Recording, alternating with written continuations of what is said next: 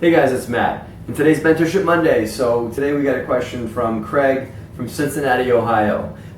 Craig's already got a win under his belt. What Craig's up to is he's got a 5-unit apartment building that he lives in. He lives in one unit and he's got the other ones rented out. It sounds like he did a lot of the renovations himself. He's managing the building himself, of course, and he's making a nice cash flow of just under $1,000 a month, and he's living there. Congrats, Craig. That is a winner.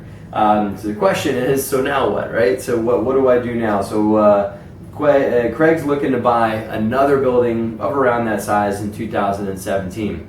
So here's his question. My question is, given the success of the first property, what is the best way to go about obtaining property number 2?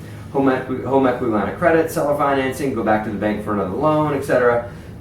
So here are my thoughts. I'm reading between the lines that because he wants to buy the other property the first half of 2017, what Craig's looking to do is to save up money, probably from his day job, and I also recommend you squirrel every little bit of that $1,000 a month you're making in cash flow, because that's not life-changing income. That's a trickle that you need to turn into the stream. So take that money and set it aside along with whatever other money you have, and perhaps that'll be the down money for the next 4 to 6 unit that you want to buy. I'm assuming that's what you want to do. If that is your plan, you want to get bank financing on the next deal.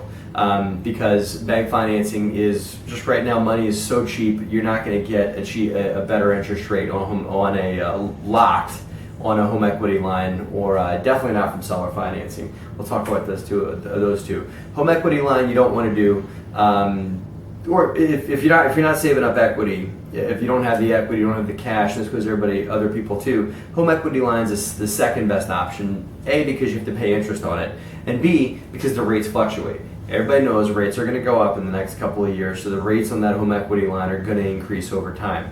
So if that's the only option for you to come up with the equity, the down money on the deal, then that's what you got to do. But you want to get a first mortgage with bank financing if you can get it, if you'll qualify for it. The whole thing about seller financing, some sellers are going to want to finance a deal for you, some sellers aren't. So you can't bank on doing a deal with seller financing, because you're really tying your hands on what kind of deals you can do, what kind of sellers you can work with. So take it if you can get it. I rarely do seller financing because I can get bank financing, and I'm going to get a way better rate from a bank than I will from a seller. So I hope that helps. Craig, congratulations on your deal where you get to live and make $1,000 a month. That's awesome.